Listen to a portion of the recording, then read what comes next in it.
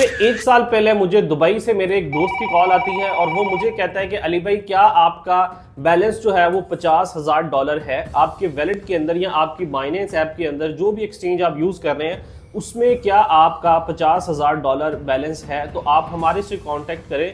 हम ट्रेडिंग करते हैं मिलके और हम बहुत अच्छा पैसा जो है वो जनरेट कर सकते हैं। मैं बड़ा हैरान हुआ, कहते हैं कि आपने पैसे हमें भी नहीं देने, आपके पैसे आपके पास रहने हैं, ठीक है, और हमने मिलके ट्रेडिंग करनी है और उससे बहुत अच्छा पैसा जनरेट कर सकते हैं। ठीक है, मैंने कहा यार ये कैसी ट्रेडिंग है, मतलब किस तरह करनी है ट्रेडिंग, क्या आप किसी कॉइन का सिग्नल देंगे, क्या करेंगे? उन्होंने कहा अली भाई हम इनसाइड ट्रेडिंग करेंगे। मैंने कहा इनसाइड ट्रेडिंग क्या होता है? यार मैंने मतलब इसको पहले नहीं देखा था, मुझे नहीं पता था ये क्या चीज़ होती है। उसने बताया कि अली भाई हम ऑलरेडी 20 लोग हैं जिनका $50,000 का बैलेंस है, ठीक है, और हम 20 लोग किसी एक कॉइन को मिल के एक साथ उठाते हैं। ठीक है, मतलब अगर 20 बंदे 50 हज़ार डॉलर जो है वो कंबाइन करेंगे तो ऑलमोस्ट यहाँ पे $10 लाख बन जाते हैं। ठीक है, वो क्या करते थे, जो मार्केट अब सर्च करते थे, जो मार्केट में कॉइन है जिसका मार्केट कैप, ठीक है, ऑलरेडी आप ये कह सकते हैं कि 10 मिलियन के राउंड अबाउट है या 10 मिलियन से भी कम है, उसकी बाइंग करते थे। ठीक है, स्पॉट के अंदर रहते हुए उसकी बाइंग करनी। ठीक है, और जब देखें एक कॉइन है या एक प्रोडक्ट है, कोई भी चीज़ है, उसकी आप ये कह सकते हैं कि अभी मार्केट कैप जो है उसमें टोटल जो पैसा मतलब इन्वेस्ट है वो ऑलरेडी $10 लाख है। अब एकदम से जब उसमें $10 लाख मजीद आया तो उसने क्या हो जाना था, उसकी प्राइस ने एकदम से 2x हो गई, ठीक है, डबल हो गई उसकी प्राइस। तो जैसे ही उसकी प्राइस डबल हुई तो इन्हें भी प्रॉफिट हो गया, इन्होंने अपना पैसा वहां से निकाल लिया। ठीक है, अब ये बेसिकली होता है इनसाइड ट्रेडिंग करते हैं। ठीक है, अब मोस्टली जो लोग यहाँ पे आप देखते हैं दुबई में चले जाते हैं ट्रेडिंग करने के लिए, ठीक है, वो क्या करते हैं, वो वहां पे जाके ये जो इनसाइड ट्रेडिंग करते हैं लोग इनके ग्रुप में ऐड होते हैं। ठीक है, वो यहाँ से एक बड़ा कैपिटल जो है, जो बड़ा बैलेंस जो है वो लेके जाते हैं, वहां पे जाके मिल के, ठीक है, अपना एक ग्रुप बनाते हैं और वो कॉइन जो छोटे कॉइन्स हैं, ठीक है, जिनका मार्केट कैप कम है, ठीक है, या तो उनको शॉर्ट कर देते हैं अगर फ्यूचर में ट्रेड करें, नहीं तो ज्यादातर ये स्पॉट ट्रेड करते हैं। ठीक है, स्पॉट के अंदर किसी भी कॉइन को उठाते हैं, ठीक है, और मिल के एक बहुत बड़ी अमाउंट उसमें इन्वेस्ट करते हैं तो उसकी प्राइस जो है वो एकदम से डबल हो जाती है। ठीक है, मोस्ट ऑफ द टाइम हम क्या देखते हैं, कोई भी कॉइन है वो बहुत तेजी से ऊपर जाता है। बेसिकली जो बड़े इन्वेस्टर्स हैं, जो बैंक्स हैं, जो हम मोस्टली देखते हैं कि किसी न किसी कॉइन को बहुत तेजी से ऊपर लेके जा रहे होते हैं, बेसिकली उसके बैकएंड पे भी ये एक हाई लेवल के ऊपर ये वाली स्ट्रेटेजी चल रही होती है। तो इसलिए कहा जाता है कि जब इस तरह कोई भी कॉइन जो है वो बहुत तेजी से पंप कर रहा हो उससे आप दूर रहें, क्योंकि उसमें फिर स्मार्ट मनी, बड़े इन्वेस्टर्स होते हैं, वो जब एकदम से अपना प्रॉफिट निकालते हैं। ठीक है, मतलब अभी आप ये सोच रहे हैं कि ये जो इनसाइड ट्रेडर्स थे इन्होंने सोचा कि हम डॉट कॉइन को डबल करते हैं। इन्होंने डॉट के अंदर मतलब क्या किया, $10 लाख इन्वेस्ट किए, डॉट बड़ी तेजी से ऊपर गया। अब मैंने क्या देखा कि यार डॉट ऊपर जा रहा है, मैंने उसको बाय कर लिया, लेकिन इन्होंने जब अपना प्रॉफिट के साथ प्रॉफिट टेकिंग करनी है, अपना पैसा निकालने, तो एकदम से सारे पैसे निकालने हैं। ठीक है, जब एकदम से सारे लोग सेलिंग करते हैं तो उसकी उतनी ही तेजी से प्राइस जो है उस कॉइन की नीचे गिर जाती है।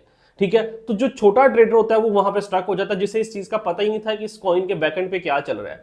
ठीक है, तो इसलिए आपने हमेशा कोशिश ये करनी है कि आपने उस कॉइन्स में इन्वेस्ट करना है, उन कॉइन्स की तरफ जाना है जिनका मार्केट कैप काफी बड़ा है।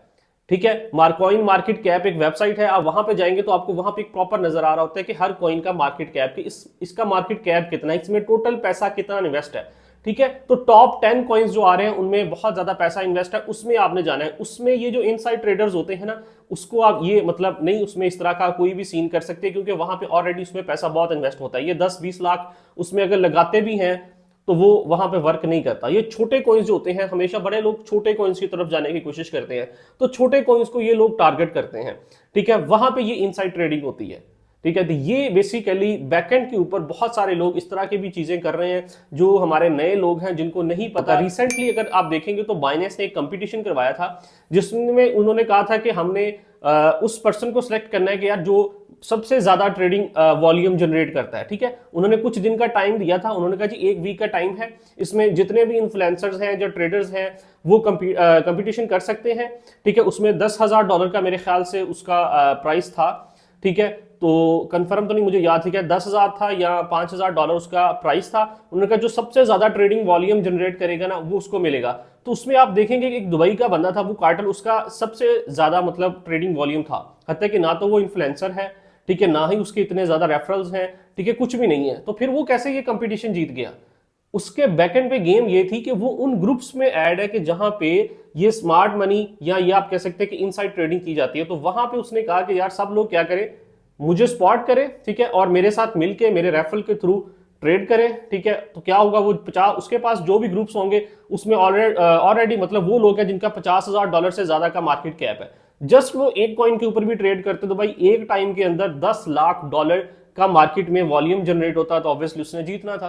तो बहुत सारे लोग हैरान होते हैं कि कुछ ऐसे लोग जो मार्केट में आते भी नहीं है या आपने उन्हें शायद कभी देखा भी नहीं होता, यूट्यूब पे भी नहीं आते, जिनके इतने रेफरल्स भी नहीं है, तो वो कैसे इस तरह की कंपटीशन जीत जाते हैं। तो बेसिकली वो लोग यहाँ पे बैकएंड पे बैठ के जो इनसाइड ट्रेडिंग होती है वो करते हैं और इससे पैसा जनरेट करते हैं, ठीक है। तो अब मुझे नहीं पता कि ये सही है या गलत है या क्या है, लेकिन सिर्फ आपको बताने का मकसद ये था कि मार्केट में ये चीजें भी चलती हैं। तो हमेशा अपने मार्केट में जब भी किसी कॉइन को बाय करना है तो पूरी रिसर्च करने के बाद उसको बाय करना है, तो इंशाल्लाह वहां से प्रॉफिट जरूर लेंगे।